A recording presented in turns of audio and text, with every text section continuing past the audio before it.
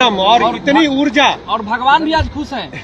देखिए, ये तो बड़ा अभिनंदन और स्वागत करते हैं सारे लोगों का। और जो हमारे साथ आज रंगनाथ द्विवेदी जी, कपिल मुनि जी और ये लोग सनातन के धरोहर है, और जितनी हमारे साथ जो है आज उपाध्याय पाणेपुर की जो जनता है, ये जिस तरह से हमारा साथ दे रही है विश्वामित्र सेना के साथ, और लोगों का उत्साह बढ़ रहा है, और सनातन संस्कृति के उत्थान की जो यात्रा निकाले हैं, जो बक्सर के विकास की बात करते हैं हम, तो उसमें कहीं ना कहीं आने वाला समय में एक ऐसा रूप ले लिया है कि अब सनातन संस्कृति के साथ साथ बक्सर के लोग जाग चुके हैं, और बक्सर के लोगों में आक्रोश है अपने बक्सर को लेकर।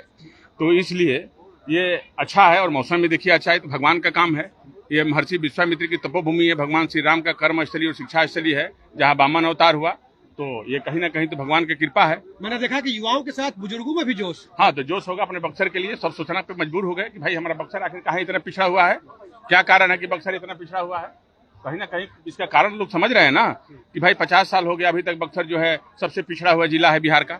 तो इसकी कहानी जो है अब लोगों को समझ में आ रही है। कहीं से कि हम तो पहले बार बार कहते हैं, बाहर के लोगों का गुलाम रहा बक्सर, बाहर को कभी विकसित होने नहीं दिया। आज ये भी हम कहते हैं कि भगवान विश्वामित्र जी का धरती कहाँ है, जहाँ पे वो तपस्या करते थे। लोग आएंगे बाहर से तो कहाँ देखेंगे, माता अहिल्या का मंदिर कहाँ है। एक छोटा सा मंदिर एक बनाया गया है गांव के लोगों के द्वारा, जो गांव के लोग अथक मेहनत करके चंदा इकट्ठा करके उस मंदिर को बनाया है। एक जनप्रतिनिधि को एक ईटा का चंदा नहीं दिया। तो ये कैसा बक्सर है, ये कैसा प्रतिनिधित्व करने वाले लोग हैं जो बक्सर का विनाश की तरफ लेके गए। तो ये लड़ाई विश्वामित्र सेना लड़ रही है बक्सर के लिए, कैसे कि हम बक्सर के रहने वाले हैं, और बक्सर का इतिहास से बदलना है, और बक्सर का इतिहास बदलना शुरू हो गया है। कैसे कि विश्वामित्र पार्क आया, कॉरिडोर भी आएगा। और एक और भी बात हम कहना चाहते हैं आप लोगों के माध्यम से कि यहाँ पे एयरपोर्ट भी बनेगा, और कॉरिडोर की भी शुरुआत हो चुकी है। आप लोगों के माध्यम से ये जरूर मैसेज आएगा कि यहाँ भी उद्घाटन होने जा रहा है महर्षि विश्वामित्र कॉरिडोर का। बड़ों के साथ साथ छोटे छोटे बच्चे भी जय श्री राम और जय विश्वामित्र सेना तो की जयकारा अपने लगा रहे हैं। सनातन धर्म इतनी ताकत है कि पहले से युवा में वो सनातन शक्ति का जो है वो बीज है, वो ताकत है और जोश है।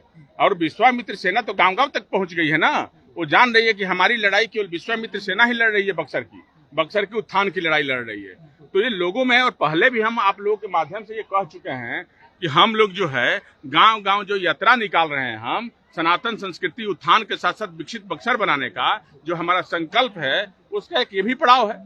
अभी और पड़ाव जारी रहेगा, आने वाला समय में और भी बड़ी यात्राएं होगी बक्सर के लिए। जगह जगह गांव गांव में आपका गर्मजोशी से ग्रामीणों ने स्वागत किया है, उसे सियासी गलियारों में भी हलचल तेज है, और लोग ये कयास लगा रहे हैं कि क्या विधानसभा चुनाव में विश्वामित्र सेना की तरफ से ये तो राम जाने, ये तो राम जाने, ये तो राम जाने। लेकिन एक बड़ी पार्टी ने घोषणा की है शायद ये अब तो ये ऐसा कुछ नहीं है। बाकी जो है भगवान जो है कि क्या इसमें क्या वो लिखे हुए हैं, तब उनका हम तो कर्म कर रहे हैं, हम फल की चिंता नहीं करते। नहीं, बक्सर के लिए जिस प्रकार से आप अपना दर्द और ब्याह करते हैं, तो ऐसा नहीं लगता है कि आपको आप लोगों को नहीं लगता है? आप गांव गांव जाते हैं, आप लोग क्षेत्र के हर जगह जाते हैं, आप लोग तो वो स्तंभ है कि बक्सर को विकसित और समाज के पिछड़ी जाति से लेकर उत्थान की ओर लेके जाते हैं। आप लोग उसको हक दिलाते हैं कि आप लोगों को नहीं लग रहा है कि बक्सर जो है कि माहौल क्या है, और बक्सर विकसित है का विकसित है, और बक्सर के लोगों में क्या भावना है अपने बक्सर को लेकर।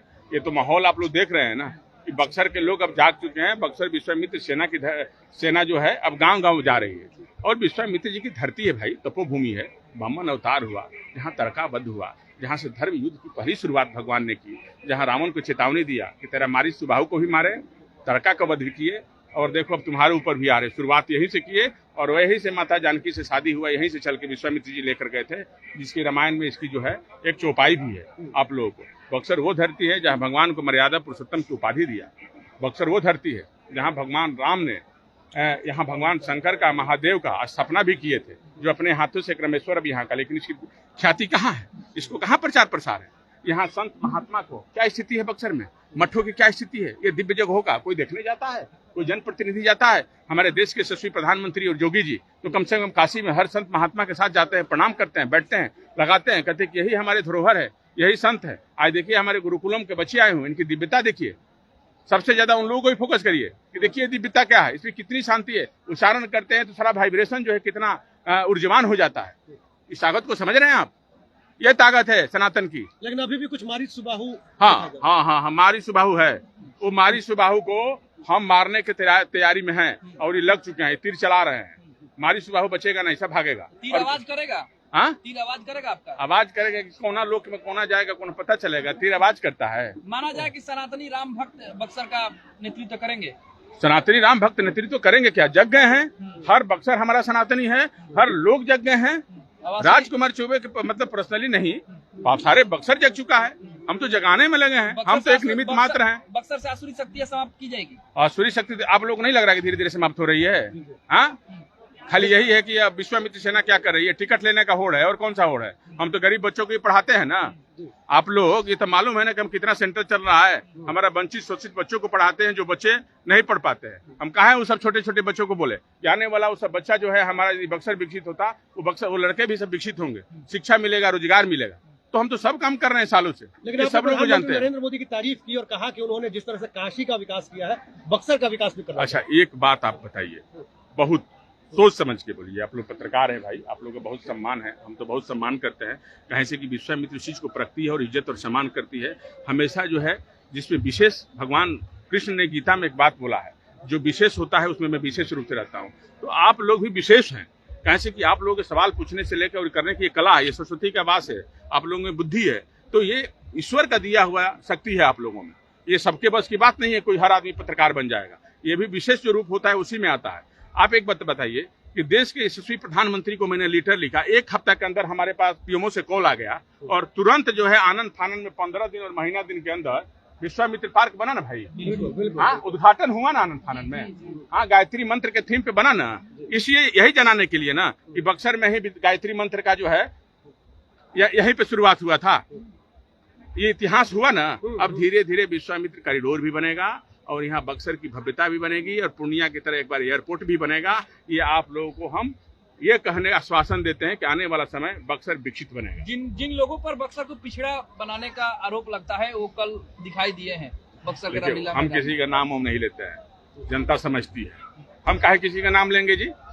अब विश्वामित्र सेना किसी का नाम लेगी, लेकिन मारी सुबह का अंत होगा। हमारी सुबह का अंत शुरू हो गया है, अब हो नहीं रहा है, देख नहीं रहे हैं। रामलीला मंच में आपकी कमी, उद्घाटन में आपकी कमी दिखी। रामलीला मंच में वो तो भगवान का कृपा है, हर जगह जाते हैं, भगवान राम का ही तो नाम है। हर जगह भगवान राम, विश्वामित्र जय श्री राम नारों के साथ हमारा शुरुआत होता है। तो भगवान तक कड़कण में, हर जीव में, हर लोगों में भगवान का वास है। आप जंगल में बैठ के करिए, हवाई जहाज में बैठिए, सब जगह भगवान है। राम राम लेते रहिए, हर जगह भगवान है।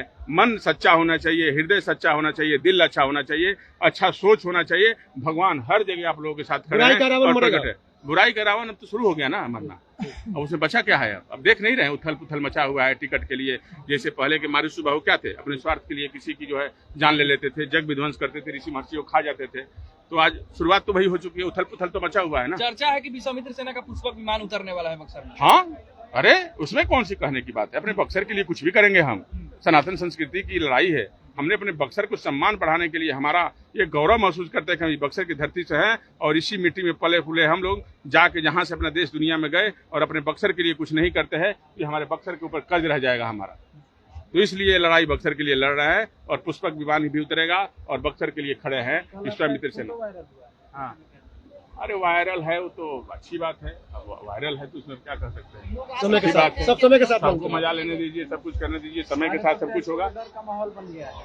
अरे डर का माहौल तो ऐसे ही बनना चाहिए कि विश्वामित्र सेना अब उस रूप में आ गई है कि जनता के बीच में और जनता में आक्रोश है। ये तो समझना चाहिए, ऐसे भी डर का माहौल है, इसी चीज से सबसे बड़ा डरा हुआ है। लगता है कि समय के साथ जवाब मिल जाएगा सबको, समय के साथ सब जवाब मिल जाएगा और भगवान की कृपा है, हम कर्म करते हैं, फल की चिंता उनता नहीं करते हैं।